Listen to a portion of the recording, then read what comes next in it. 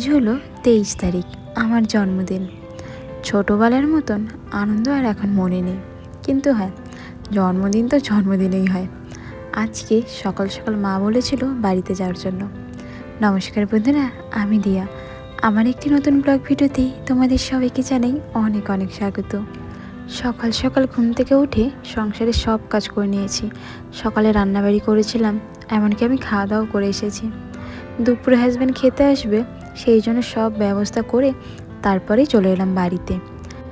আমার শ্বশুর বাড়ি থেকে বাপের বাড়ি বেশি একটা দূরে নয়, 2টা টোটো পাল্টালেই বাড়িতে আসা যায়।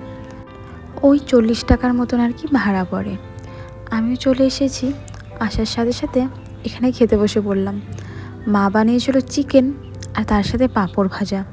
খাওয়া দাওয়া কমপ্লিট করতে না করতেই বাবা বলছে, এদিকে দেখ তোর মা কী রোদে দিয়েছে। দেখলাম আমলকি সিদ্ধ করে সেগুলো রোদে শুকাচ্ছে।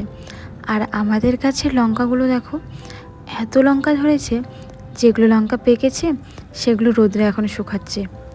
বাড়িতে আসলে দেখতে পারি সবাই কত সুন্দর সুন্দর গাছ লাগিয়েছে, কি ভীষণ ভালো লাগে তাই না? বাড়ির ছোট একটা গাছ হলো, সেটা থেকে যখন কোনো ফল বা কোনো কিছু হয় সেটা কিন্তু ভীষণ ভালো লাগে, যেহেতু বাড়িতে হয়েছে সেই জন্য। আজকে জন্মদিন বলে কথা, আর পায়েস হবে না সেটা কি করে হয়?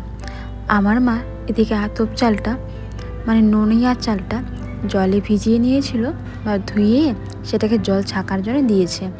এখন সেই চালের মধ্যে কিছুটা ঘি দিয়ে সেটা মেখে রাখবে। তার আগে এদিকে পুরি বানানোর জন্য আটার মধ্যে লবণ, চিনি, তেল সব কিছু দিয়ে ময়ানটা এখন দিয়ে দিবে। আর পায়েস বানালেই একটু কিশমিশ খেতে কিন্তু ভীষণ ভালো লাগে। আমার মা কিশমিশগুলো ধুচ্ছিল, আমি সেখান থেকে 2-3টা কিশমিশ হাতে তুলে নিয়েছিলাম। তোমরাও কি এমন করো? এসব না করতে না ভীষণ ভালো লাগে। ওইদিকে আমি পায়েস বানাচ্ছিলাম আর মা বলল, বাইরে আয়, তোর জন্য কিছু নিয়ে আসি। গিয়ে দেখি মা আমার জন্য 2টো কেক নিয়ে আসছে আর তার সাথে একটা নাইটি। এই ছোট ছোট জিনিসগুলো কিন্তু ভীষণ ভালো লাগে। আর নাইটিটা কেমন হয়েছে সেটা তোমরা কমেন্টে জানিও। আমি না নাইটিটা আনার সাথে সাথেই পরে নিয়েছিলাম, আমার এত ভালো লেগেছে। আর এইদিকে বাবা এখন যাচ্ছে খাওয়ার জল আনতে। আমাদের এখানে ভালো জল একটু দূরে পাওয়া যায়, সাইকেলে করে প্রত্যেক দিন নিয়ে আসে। আর মা এদিকে তাড়াহুড়ো করে পায়েস তো বানিয়ে নিয়েছে, এরপর বানাচ্ছে পুরি। মা পুরিগুলো বেলছে আর আমি সেগুলো ভাজলাম। ভাজা হওয়ার পরে মা বলল, আগে আশীর্বাদ করি তারপর খাবি। তার জন্য এদিকে পায়েস আর একটা প্রদীপ জ্বালিয়েছিল, দুব্বা, সব কিছু আগে থেকেই রেডি করে রেখেছিল সকাল সকাল। আর বাবা এখানে আমাকে আশীর্বাদ করলো আর বাবাকে প্রণাম করে নিলাম।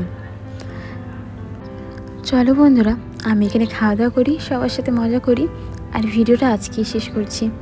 দেখা হবে তোমাদের সাথে নতুন ভিডিওতে। সবাই ভালো থেকো, সবাইকে টাটা।